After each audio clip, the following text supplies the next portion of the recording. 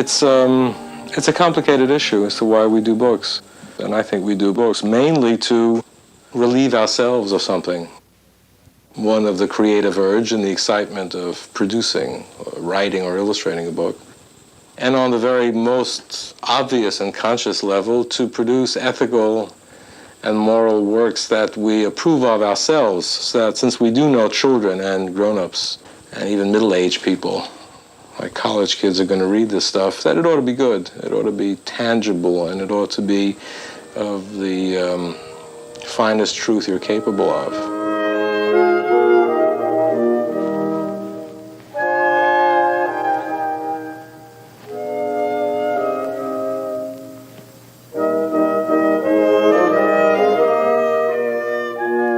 The only recurring dream in my life, and I don't mean recurring every night, is that every once in a while I will dream of being given a Mickey Mouse toy. And they're the happiest dreams I have, where I wake up and I've actually been someplace like in a 30s store, which is like a tomb, like King Tut's tomb, unearthed in a Brooklyn sidewalk somewhere. It's a perfect stationery store with all those mint-condition Mickeys, and I'm getting one for 30 cents in its original box, and I wake up smiling. Back in the 30s, that kind of neighborhood, which was probably Bensonhurst, was a mixture. The mixture I was aware of were the Jews, like my parents, and the Southern Italians or Sicilians. We all lived together. My best friend was Carmine and Nini, who lived next door. And I really had a genuine confusion, which was that Italians were happy Jews. The mothers were all overweight, and they all dressed in dark colors, like black. And the only difference was that the Italian mother, Carmine's mother, across the hall, laughed, and my mother cried. So the Italian Jews were more cheerful, and their food was better. In my case, I came into a family of older siblings, a brother who was 5 when I arrived, and a sister who was 9, both who were busy drawing, making up books, reading, doing all the things that alarmed my parents because they preferred healthy, robust children out playing in the streets. I came into a house of hermits. Happily, I had my 9-year-old sister, so that in her adolescence, she could then take me to New York City. Those trips were ravishing. I mean, it was going to 1001 Nights, it was going to a seraglio, it was going to the most devilish place in the world, entrapped, or Longchamps, marvelous, exotic Arabian names, where you had sandwiches, where you had grilled cheese. I mean, incredible things that you could never get at home. But more to the point, you spent the day in New York City.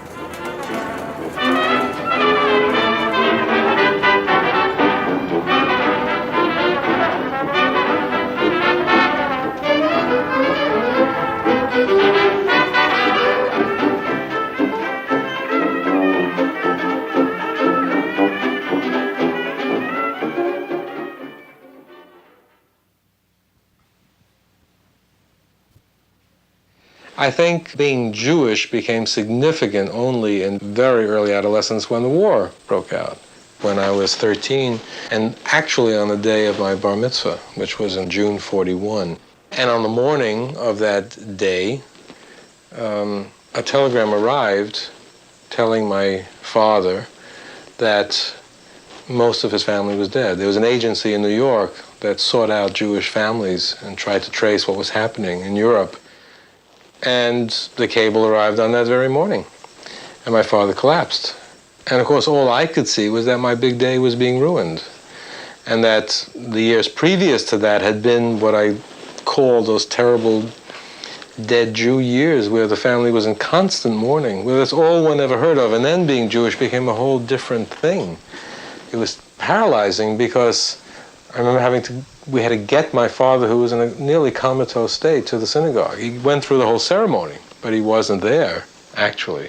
And I was a mixture of resentment towards these people for dying on a day that meant so much to me, and terrible guilt for being so shallow and vain as to be so concerned about myself. I think the book that best caught it was Isaac Singer's The Lot of the Goat.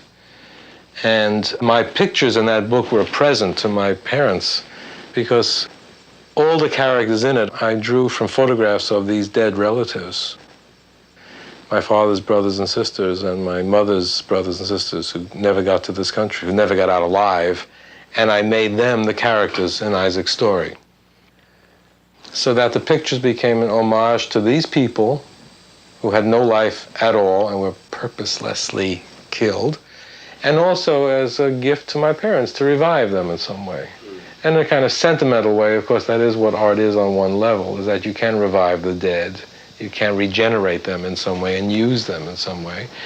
And to me, it was maybe personal alleviation of guilt that I had lived and they hadn't. Purely gratuitous accident that I was the one that made it and those other children didn't. What does that do to an adolescent? I mean, what does that do to you for the rest of your life?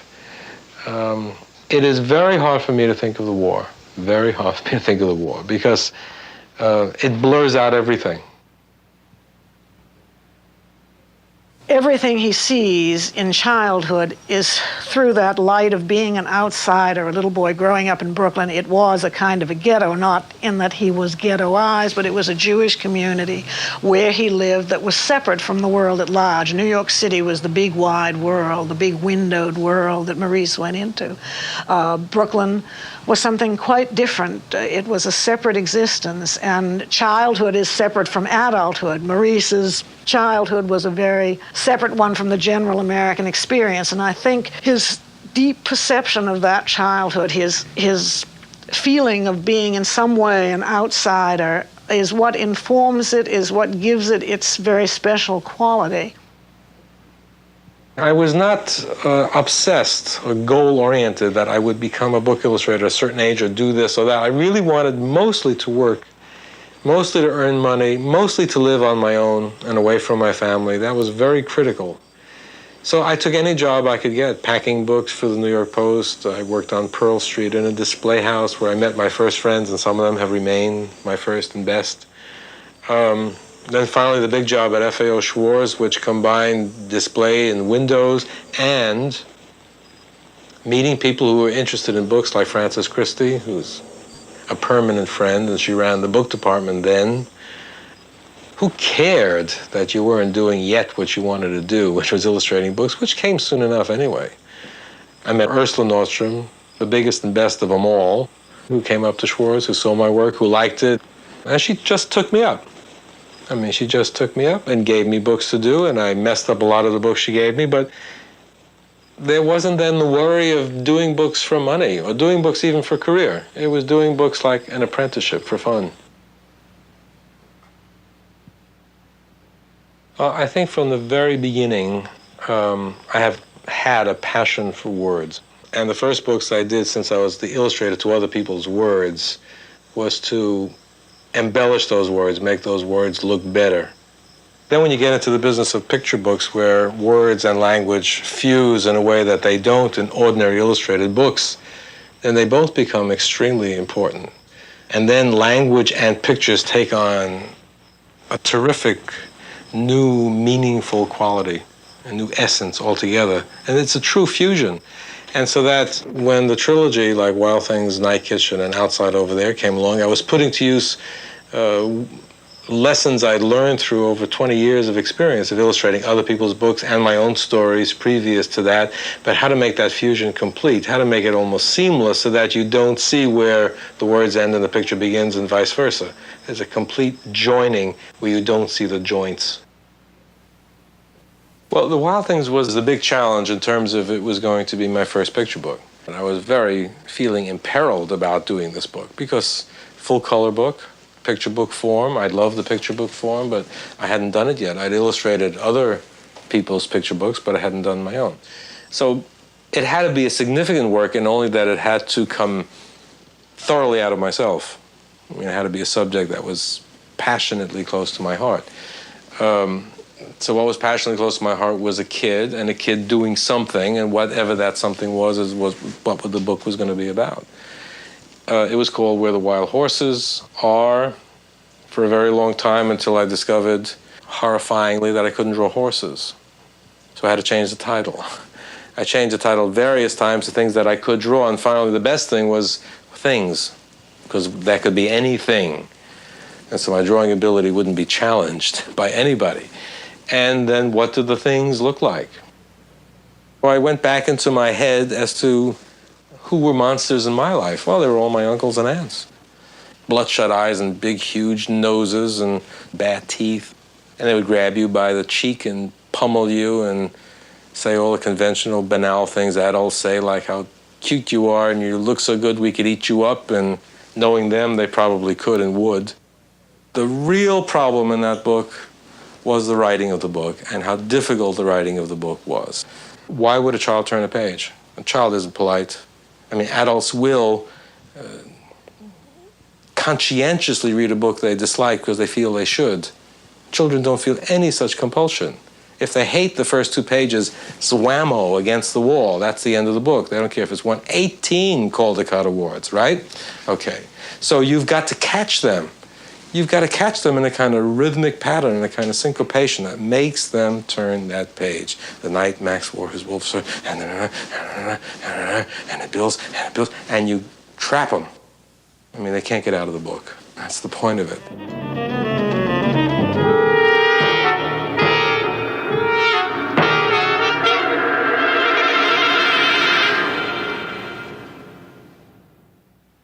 It was published to a lot of noise, which I'll skip. I don't think that's very interesting. Criticism and rages and carryings on that this would frighten children. Well, I knew it wouldn't, because it didn't frighten me. And I trusted myself and my own instinct, and it didn't frighten children. And if it did frighten some children, well, okay, perhaps it had to.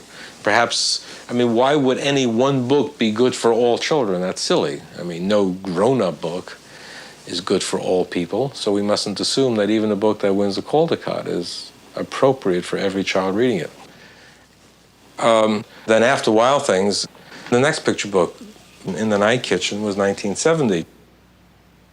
The reason it took the form of a comic book was because I loved comic books when I was a child.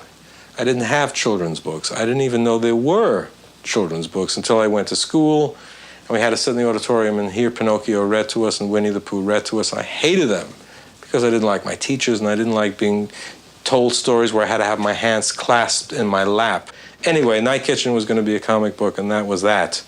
And it was going to be simple. It was going to look like Winsor McKay a little bit. It was going to look like Mickey Mouse a little bit. It was going to look like everybody I loved. And it was going to tell a story that obsessed me, which is a story about food, which is a story about why those little creatures at the 1939 World's Fair, those sunshine bakers with their advertisement that says, we cook while you sleep, why did they do that? Why didn't they wait till I was up? I mean, why did everything good happen when children went to bed? So this was going to be a book about a kid who gets up at night, hears what's going on, and investigates. It just feels wonderful because it has all the energy and zest that a Mickey Mouse cartoon had for me. The action, the power, the movement, going down, the going up, the scale of it, the logistics of it were a problem. He's in 100 different places. He goes down, he goes up, he goes across pages. Some boxes and squares and oblongs and shapes had to be removed and changed to make room for him and the 3 bakers. So the book became a huge, I hope, beautiful garbage pail for memories past and present. And for me, a picture book that had enormous significance and far and away at that time in my life was my favorite. Meant more to me than Where the Wild Things Are. It was much more contemporary in feeling. It was much more appropriate to my grown-up life. Exactly. Now, like in Wild Things, we are going to do an animated version of Night Kitchen. And Gene Deitch, who did Wild Things, is now working with me on Night Kitchen. Iris opens and it wipes to the bedroom scene. That's good. We have plenty of time to reintroduce that. And we're both roughly the same age, but we grew up with Mickey Mouse and we grew up with an obsession with early Disney cartoons, and he knows as well as I do that the source, or text for this particular look is Disney. so that we really will first see that, see now all we begin these to see the buildings, city. right. Yeah. And he falls right in with a soft squish, boom, right. To Falling the into bakers. here, and I use this as a device to Yeah. cut down, and he reacts in horror. But he shouldn't react in horror. He shouldn't signal alarm. I'm glad to hear that. I misinterpreted that. He should signal cool as a cucumber. Well, how about annoyance then? Well, yes, I mean, Just something, he is as smug as in Wild Things. Or is it something? Can you look up at them like they're idiots or something? Well, no, but just taking the situation as it comes. As it comes. You have to remember, between Wild Things and Night Kitchen was a very significant book, not in the trilogy, but significant for the trilogy, which is Higgledy Piggledy Pop, which was written for my darling dog Jenny, and is the only comic work that I wrote with very serious overtones. It's probably in many ways a favorite because it is funny, and I tend not to know how to write funny books. There are no ha-has in any of my work, but there are in Higgledy, I think. And Higgledy was a book with chapters and lengthy prose writing. It prepared me and established me for myself for Night Kitchen that was coming. And then we go 7 to 10 years later, and we're with Outside Over There. But Outside Over There ends up by probably being the most personal of my books and the most vehement of my books.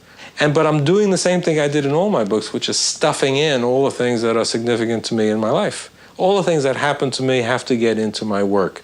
Sometimes they're very strange things, which I don't understand why they have to get into my work, but like two for instances, okay? Childhood trauma. When I was 2 years old, or 2.5, whatever, I don't remember exactly, the child of Colonel Lindbergh was kidnapped. That their baby could be stolen, the most beautiful baby in America, the most famous baby in America. Well, what does that do with poor little immigrant kids living in Brooklyn? I mean, they can be taken all the time, I guess, if you can't protect a very rich child.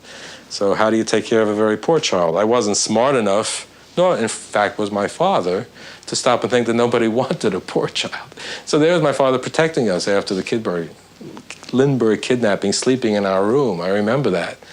I was so impressed, sleeping in his underwear on the floor to make sure no kidnappers got into the house. So, left a very strong impression on me, sickly child. I could be taken away in many ways, apparently, one of them that way. The book became a way to express, I hope, poignantly the feelings of early childhood,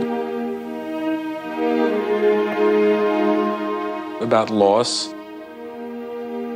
about being taken away from your parent, about the arbitrariness of life.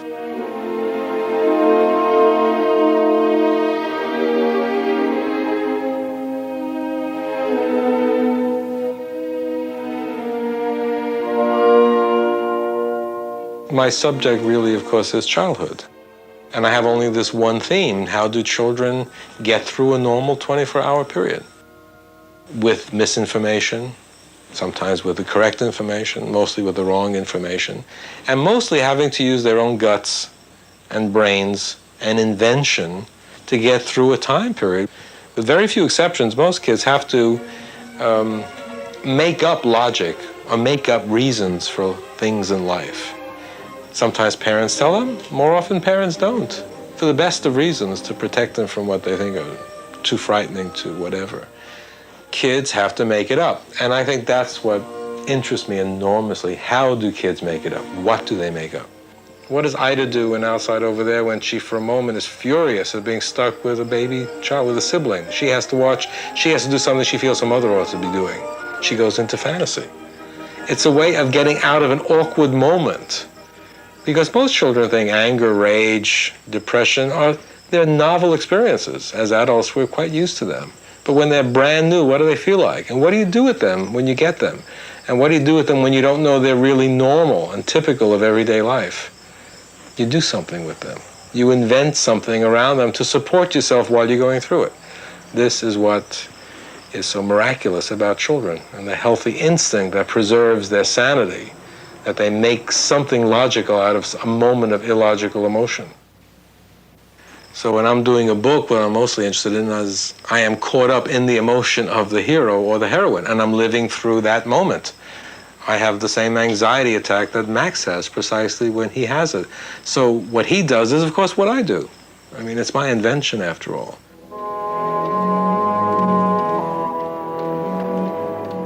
Now, I find that in my present life where I'm designing for the stage, the same thing is happening.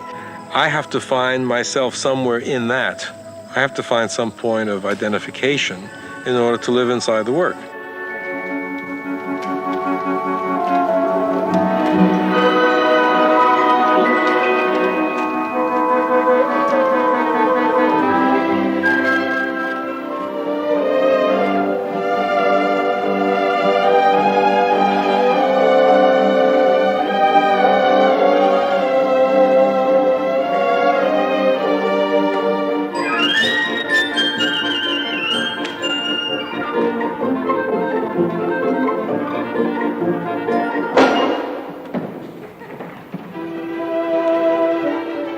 It's wonderful to sit in the audience and see your sets and your colors and your costumes come alive.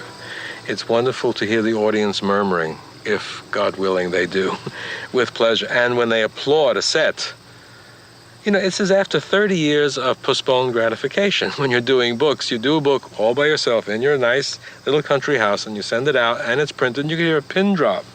Then you read some asinine review somewhere, either good or bad, but probably still asinine, about your work.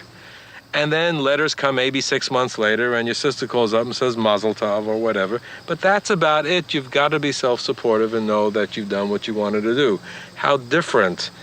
Now the theater is what's known as instant gratification. The audiences are murmuring. They're applauding the set. They call your name. If they really like the show, you come out on stage. They go, wow, wow, wow, with their hands, and they whistle and scream. It's terrific. I'm lifting you in, David.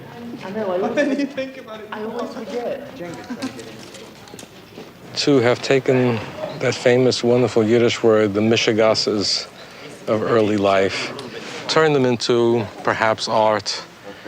It's very strange because in the case of Higgly Piggly Pop in the book, it is strange enough to see it in 3 dimension with a huge baby sitting on the floor screaming and everybody making notes and scribbling and passing those notes and costume changes and all of that. And my mind is, why are they permitting this to happen? Why haven't they locked me away a long time ago? Instead, I'm treated with great respect and as though this were a normal thing to do. And of course, I'm only being facetious. It is because it's working out very beautifully. But there's a long chain reaction here that goes all the way back to 1928. And it's being, right now, I have to go back and rehearse a young woman who is acting out something from my childhood. And it's known as an opera. It's amazing.